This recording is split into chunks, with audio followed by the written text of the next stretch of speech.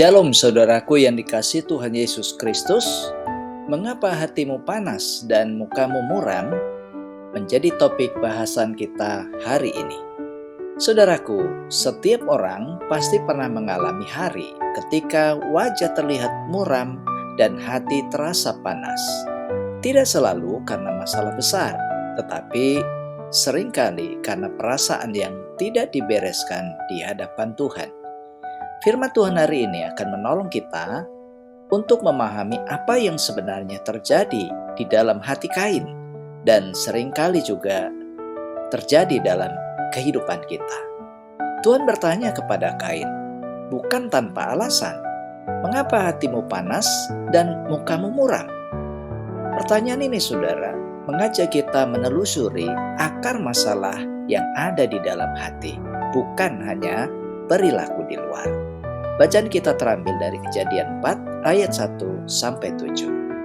Selanjutnya dilahirkannya lah Habil, adik Kain, dan Habil menjadi gembala kambing domba, Kain menjadi petani. Setelah beberapa waktu lamanya, maka Kain mempersembahkan sebagian dari hasil tanah itu kepada Tuhan sebagai korban persembahan. Habil juga mempersembahkan korban persembahan dari anak sulung kambing dombanya, yakni lemak-lemaknya. Maka Tuhan mengindahkan Habil dan korban persembahannya itu. Tetapi Kain dan korban persembahannya tidak diindahkannya. Lalu hati Kain menjadi panas dan mukanya muram. Firman Tuhan kepada Kain, mengapa hatimu panas dan mukamu muram? Nah saudara, 3 kebenaran sejati kita akan renungkan di hari ini. Mengapa Kain muram dan panas hati? Yang pertama, Kain merasa tidak diterima oleh Tuhan. Kain sudah beribadah, ia sudah memberi persembahan. Namun ketika persembahannya tidak dikenankan oleh Tuhan, ia merasa ditolak secara pribadi. Perasaan ini tidak diterima, yang seringkali juga melukai hati manusia paling dalam. Dalam kehidupan sehari-hari, kita pun bisa menjadi muram ketika merasa usaha kita tidak dihargai. Pelayanan kita tidak diperhatikan, pengorbanan kita seolah-olah sia-sia. Ketika hati tidak siap menerima koreksi dari Tuhan, penolakan kecil bisa berubah menjadi luka yang sangat besar. Yang kedua saudara, Kain membandingkan dirinya dengan orang lain. Kain melihat Habil diterima, sementara dirinya tidak. Perbandingan inilah yang memicu iri hati. Ia tidak datang kepada Tuhan untuk bertanya atau memperbaiki diri, tetapi justru menoleh kepada saudaranya dengan hati yang panas. Dalam hidup sehari-hari saudara, perbandingan semacam ini juga sering menjadi sumber kepahitan.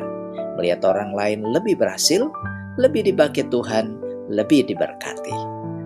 Bahkan perbandingan yang tidak sehat ini membuat hati kehilangan rasa syukur dan mudah dipenuhi kemarahan seperti Kain. Yang ketiga, Kain lebih memelihara perasaan daripada mendengar teguran dari Tuhan. Nah saudaraku, Tuhan sudah menegur dan memperingatkan Kain dengan begitu jelas. Tuhan berkata bahwa dosa sedang mengintip dan Kain harus menguasainya. Namun Kain memilih memelihara emosinya. Ia tidak membereskannya di hadapan Tuhan. Inilah titik berbahaya dalam kehidupan rohani seseorang.